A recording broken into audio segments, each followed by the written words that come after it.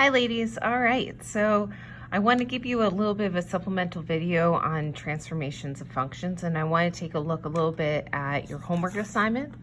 So the questions I'm going to be highlighting in your homework are numbers 3, 9, and 10, and I want to apologize for that square. I will delete that on your homework assignment, but if you saw that, that's where that came from.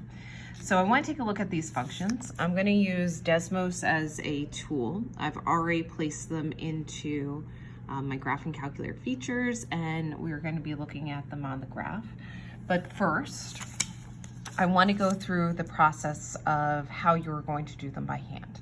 So I'm going to take a look at number 3. So number 3 is f of x equals negative x plus 1 squared minus 3. So remember, the entire point of transformations is to be able to predict what this function is going to look like without creating a table of values, right? So if our process can just be defined really fast, that's what we're going to use. We're going to almost use patterns to be able to graph these functions. So what I noticed about this function is, first, it's a quadratic. So I know it's going to behave like a parabola. And then the second thing that I noticed is that there's a reflection that's going to exist over my x-axis, and it's also going to be shifted to the left 1 and then down 3. And because I know what a parabola's basic pattern looks like, I can create a quick sketch using 5 points just simply based on my understanding of parabola functions. What I know about parabola functions is that they behave in a pattern of steps that move up by odd values. So this first step that it moves up in my pattern is up by 1 over by 1. And then from there, the next value, which is 4, is a 3 difference away from this value. So because I know this pattern of almost like up by 1 over by 1, up by 3 over by 1, I know that that's how my parabola behaves. I can almost mimic these points when I'm creating my transformation. So I know this moves to the left 1 and then down by 3. So I'm going to put a point there. That's going to be my new vertex. And it's reflected, it was reflected over the x-axis before I actually did that shift. And now I know that my points are going to follow this pattern except be moving downward. So it's down by 1 to the right by 1, and then down by 3, right 1. Now, you certainly can create a table of values and perform the transformations on those table of values, but really the goal is to have a quick image of what this graph is going to look like. Similar to when you learn lines, you learn quick patterns of graphing. That's what this is. And so I can take a look at Desmos. I'm going to turn this function on, and then I'm going to go over to my graph. And I can notice that what I graphed was correct. I moved to the left 1, down by 3, there is a reflection, and if I look at some of these points, this relationship is 1 away, and then down by 3, over by 1, there's another point there. Similarly over here, down by 3, over by 1, there's another point there. So by using the patterns that we see in the parent function, we can actually graph the transformation fairly quickly, all right? I'm going to turn this function off, and we're going to take a look at that square root one. So in that same concept, taking a look at my square root function, which is number 9, and that was the function of the negative square root of the negative x minus 5.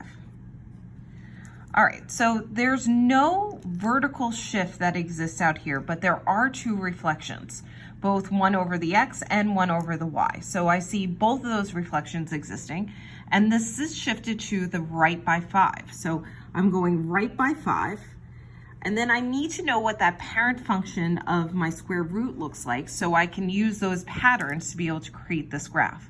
So I know that a normal square root function, when I square root 0, I get out 0. When I square root 1, I get out 1. And the next perfect square I have is 4. When I square root that, I get out 2. These patterns of like the steps almost that you take to create this function move in a very similar manner that the parabola does. This moves up by 1 over by 1. This one moves up by 1 over by 3. And we would expect that because they're kind of inverses of one another. So as I go to make my reflection of this, I'm reflecting both over x, I'm reflecting over x and I'm reflecting over y. So as I create my square root function, it's actually going to be facing down and to the left. So there's a point here, and then down 1 over 3, there's going to be another point there. And that gives me enough accurate points that I can actually create a graph of that function. And then if I want to check it out, I can look at Desmos, click on that over here, and then as I move over to my graph, I see that indeed is shifted to the right by 5. The first point I see is down by 1 to the left by 1, and then I see another one down by 1 over by 3. And that kind of creates my functional pattern so I can create an image of my graph. And the final one I want to look at is this absolute value function.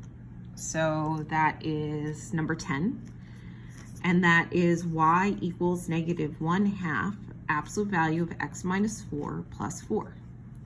All right, so let's see what happens in this function. So I'm using the parent graph for an absolute value function, which represents the distance from 0. So I have a point at 0, 0, I have a point at 1, 1, I have a point at 2, 2, -1, 1, and -2, 2. So here's my absolute value function.